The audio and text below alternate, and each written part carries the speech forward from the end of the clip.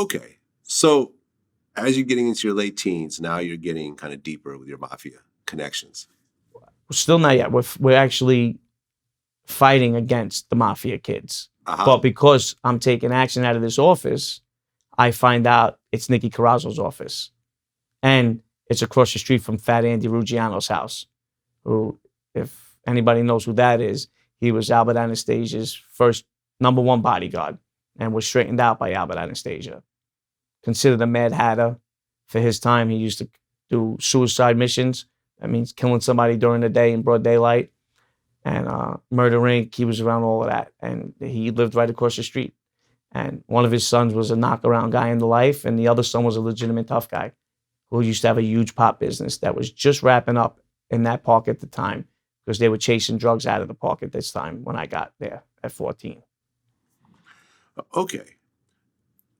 By 19, I guess you went to Mexico? Yeah, snuck into Mexico. You snuck in? Snuck in. Okay. And that was to get close to the drug cartels? I was trying to just get a connect. I realized that what I was paying was so high because if you watched how it fluctuated, the cocaine prices like gold. In the 80s, a kilo was like 50,000. Wow. And somewhere in the 90s, they went down to like 27, 28. I mean, it fluctuated. It was like gold, up and down, up and down. And I was like, why not just, I have the ability to speak, to talk. Why not? Not realizing that it was such a dangerous territory. And I think, but this happened in Colombia. Pablo just got killed maybe a few years before. I don't know the timeline or what, the years when he got killed. But I was going now mid to late 90s, and I get into Mexico. And I'm with a kid with me, a Spanish kid, spoke Spanish. And he was a Latin king. A ballsy kid. I had 50,000 cash on me. So I was going to look to make a buy and then try to find the pipeline. Not realizing how the whole thing worked, that, you get to connect, that's coming into the country, because I wasn't on that scale.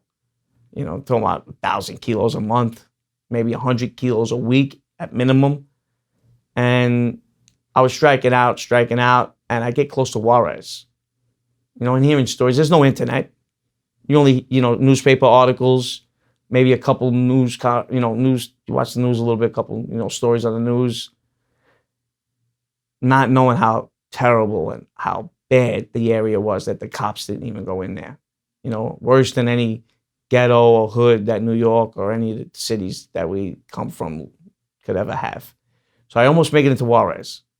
And young Mexican guy stops us. And he's talking Spanish with the kid that I'm with. And he's like, listen, he said, you don't want to go in there. He says, your skin color, I had a Yankee fitted on. Like, he's like, the way you look, he goes, they'll sell you for body parts. Forget about if they want. Now, I got the money hidden in my pants. We used to fly like that when we used to go to Vegas. I had the money hidden in my pants. So they would have to strip me down to find the money. But he's like, they would take your body parts. Forget about anything else, He goes, but he knows somebody that might be able to help us. So he introduced us to something like this little outside cafe, maybe about 10 miles from Juarez. And we wound up hooking up with an old guy, Fernando. His name was, probably passed away by now. I met him only one time. And he had some kind of connection into the cartel. And he kind of broke it down for me. He had a Sicario around him, a hitman. And you felt it in these guys. Like, I've been around killers and murderers that probably shook their hands after they just finished the murder. Who knew, And you would think they were just regular guys playing handball in the park, shooting basketball. But these guys, you felt like the crosses and the demons that they were bearing, And he was a serious guy, didn't speak much. We wound up talking a little bit, but not really much. But now I'm getting the gist of, I'm in the wrong place. Like, this is some serious, bigger than Cosa Nostra. Even though Cosa Nostra would kill you in a second as well. But this is just some serious torture for maybe $500. Because at the time, in Mexico, I had new friends that were going down for spring break. This is where I realized that I'm totally out of my league. So now what do I do here? Do I just give this old man the $50,000 and get my ass out of Mexico? I don't know. Or from some of it, he was a nice enough guy. It was a farm-like house. And he explained the game to me, down there. He's like, these cartels don't play around. He says, we don't like, he asked me about my background. I think what saved me was I come from an immigrant family. Hmm. It helps a lot in certain situations. And he was talking to me about that a lot. And then after that, he kind of broke it down for me. He was like, listen, once you're in with these guys, you're in for life. He goes, and they don't like to deal with, Cosa Nostra guys. And I'm like, listen, I know Cosa Nostra. Now, it's pretty tough because the neighborhood I grew up in. And this time, the beef between Ozone Park and Howell Beach have been squashed. I was friends with, certain Gotti family members and a lot of, high-ranking members from Howard Beach. So they didn't like that. And they're like, it's too much heat. Nobody ever deals with people in Cosa Nostra. And you're in the wrong place, kid. Kind of like that. He goes, and he explained it to me. He says, listen, do we want to go to an American jail? Absolutely not. He goes, but your kind, you line up to go to jail. Hmm. He goes, what can a guy possibly be worth? He goes, you look at me, right? You think I'm poor, right? Because you couldn't imagine the money that has flowed through here. And now he's talking to me on a serious level. He's like, but you will do it for no reason. With all these conspiracies and RICO and everything else, he goes, really? And you just bring nothing but heat to everybody else. Just for being Italian and part of that, you just get extra jail time.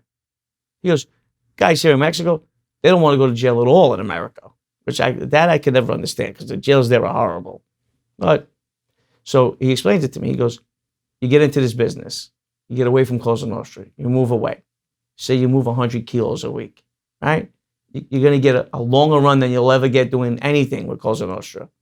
So you're worth 20 million, 25 million by the time they come and get you after 4 or 5 years. And then you go do a 10-year mandatory minimum because that's what the drug charges were for certain amounts of powder, cocaine, and heroin was a little bit more. Meth, which I've never seen that in New York yet, was even more than that. And that's what he told me. He was like, if that's what you're going to do, that's the route you go. He says, but other than that, he goes, you'll be locked up in a week. And are they going to trust you to not tell on them? No. They're going to kill your families. You know what's been said. I'm sure you've seen it on TV. And he explained it to me. And I got out with my life and 3 kilos. Oh, so you got 3 kilos. Got 3 kilos, came back in through Arizona, and never went back to Mexico again.